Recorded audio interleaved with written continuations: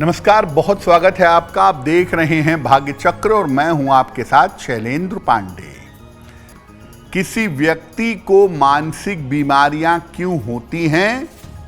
मानसिक बीमारियों के पीछे कौन से ग्रह होते हैं और मानसिक बीमारियों को दूर करने के उपाय क्या हैं, आज इस विषय पर चर्चा करेंगे।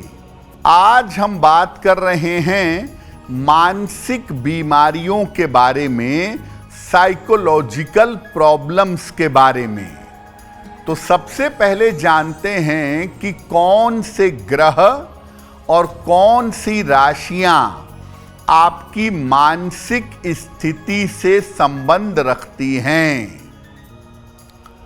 चंद्रमा को मुख्य रूप से मन का ग्रह माना जाता है। चंद्रमा मनसो जायतः, चंद्रमा मन का अधिपति है। इसके अलावा बुध बहुत हद तक आपके मन को प्रभावित करता है। कर्क राशि, वृश्चिक राशि और मीन राशि, ये जल की जो 3 राशियां हैं, इनका संबंध भी मन से होता है। कुंडली का 4th और 5th भाव भी मन से संबंध रखता है।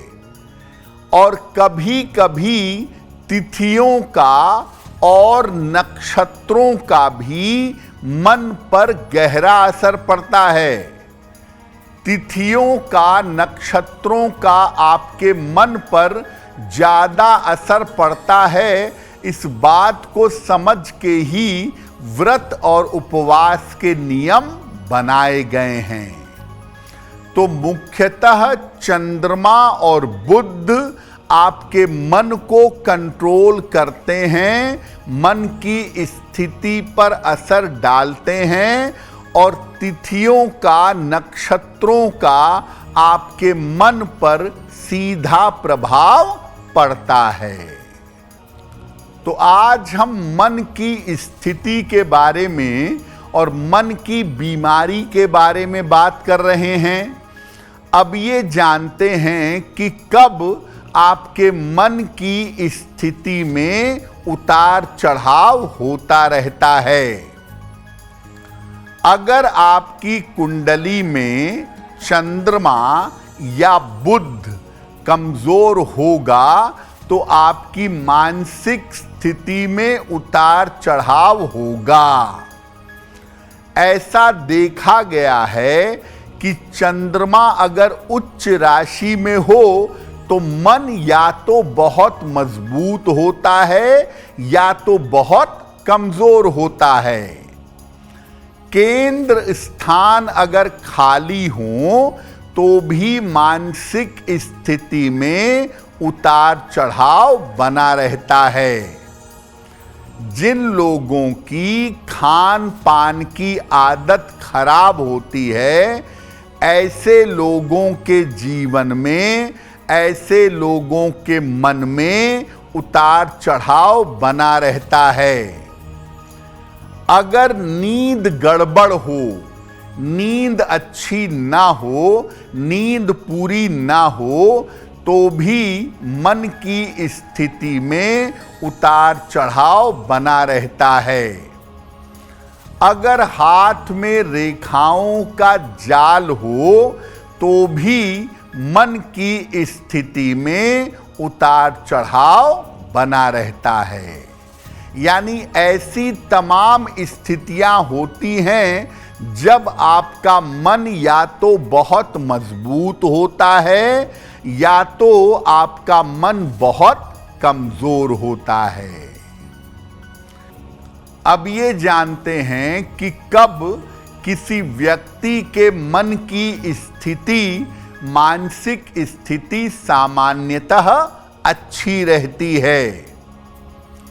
देखिए, अगर आपकी कुंडली में चंद्रमा शुभ ग्रहों के प्रभाव में हो, शुभ ग्रहों का इम्पैक्ट हो, तो मन की स्थिति अच्छी रहती है। अगर आपकी कुंडली में बुध मजबूत हो तो वो मन को कंट्रोल कर लेता है, मन की स्थिति अच्छी रहती है। केंद्र में अगर केवल शुभ ग्रह हो तो ऐसी स्थिति में भी व्यक्ति की मानसिक स्थिति अच्छी रहती है।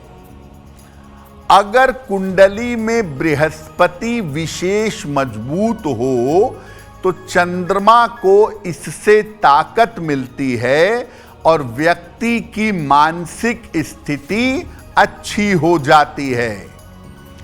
अगर आप गहरा ध्यान करते हैं या उचित मंत्र का जप करते हैं तो इससे भी आपकी मानसिक स्थिति अच्छी रहती है। अगर आपका खान पान ठीक है, अगर आपकी जीवनचर्या, आपका रूटीन ठीक है तो ऐसी स्थिति में आपका मन बेहतर बना रहता है। तो आप अपने मन को अगर मजबूत कर लें, अपनी मानसिक स्थिति को मजबूत कर लें तो आप मानसिक रोग से, मानसिक बीमारियों से बच सकते हैं। मानसिक स्थिति को मजबूत करने के उपाय क्या हैं? नियमित रूप से रोज सुबह भगवान सूर्य को जल अर्पित करें।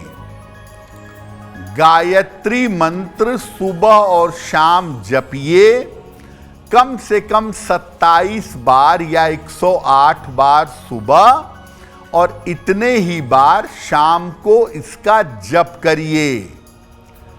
अपने आहार को सादा और सात्विक रखिए। महीने में 2 एकादशी आती है, एकादशी का उपवास जरूर रखिए, क्योंकि एकादशी का उपवास रखकर आप अपने मन को मजबूत कर सकते हैं, बीमारियों से छुटकारा पा सकते हैं। सलाह लेकर एक मोती या एक पन्ना अगर आप धारण करें तो इससे भी मानसिक बीमारियों को, मानसिक समस्याओं को दूर करना आसान होगा। और रात में सोने के पहले कुछ समय ध्यान करें या कुछ समय अगर प्रार्थना करें तो इससे आपका मन मजबूत होगा, मन की चिंताएं दूर होंगी और मानसिक रोग आपके समाप्त होंगे। तो मानसिक बीमारी की स्थिति में या चंद्रमा के गड़बड़ की स्थिति में 2 बातों का ध्यान रखिए। खान पान अपना बहुत सात्विक रखिए और जितना संभव हो भगवान शिव की पूजा करिए, आपकी मुश्किलें कम हो जाएंगी। देखिए, अगर आपकी कुंडली में चंद्रमा खराब है तो आपकी मानसिक स्थिति खराब होगी, मानसिक बीमारी हो सकती है। लेकिन अगर आपका बुध अच्छा है तो बुध का मतलब होता है बुद्धि। आप बुद्धि से अपने मन को कंट्रोल कर लेंगे और डिप्रेशन से बाहर निकल आएंगे। लेकिन अगर चंद्रमा खराब है, साथ ही साथ बुध भी खराब है, तो मानसिक बीमारी आपको होगी और आप बुध के खराब होने की वजह से उससे बाहर नहीं निकल पाएंगे, उसी डिप्रेशन में घूमते रहेंगे। अलग अलग तरह के डिप्रेशन के पीछे अलग अलग कॉम्बिनेशन होते हैं, लेकिन मोटे तौर पे एक बात जान लीजिए कि अगर चंद्रमा खराब है, दूषित है, नकारात्मक प्रभाव में है तो डिप्रेशन होने की संभावना बढ़ जाती है। और अगर ऐसी संभावना कुंडली में है तो खान पान को शुद्ध करना ही होगा और भगवान शिव की पूजा करनी होगी ताकि आपको डिप्रेशन से छुटकारा मिल सके। अब वक्त हो गया है ऐसा क्यों जानने का। ऐसा क्यों में हम आपके मन की तमाम जिज्ञासाओं का सरल समाधान करने का प्रयास करते हैं।